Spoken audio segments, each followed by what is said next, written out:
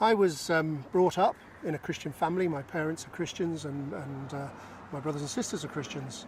At an early age I understood that there was a God before whom I'm accountable. I understood there was a gospel to be believed.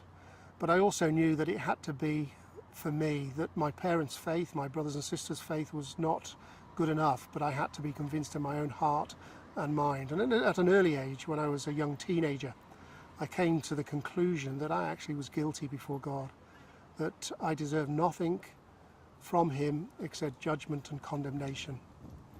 And yet God is also gracious. Not only is he fearfully holy and righteous, he's also wonderfully delightful and gracious. And God has provided a way for my sins to be dealt with. And it was at that age that I came before him and sought his face. And I knew then that he had forgiven me in Christ. Jesus had died for me on the cross and my sins had been washed away.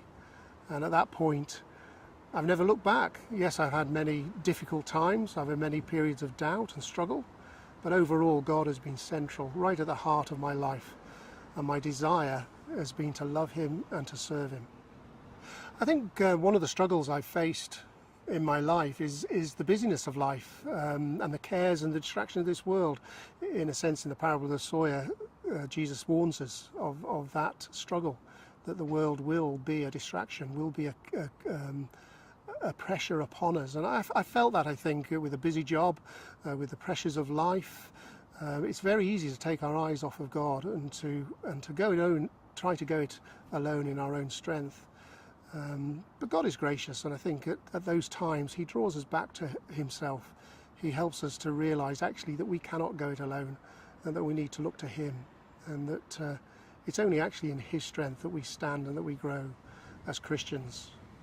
So I think that's the biggest struggle in my life, is really being able to focus my heart and my life upon Christ, and that he is central, and not to be distracted by the pressures and the pleasures and the difficulties of this world.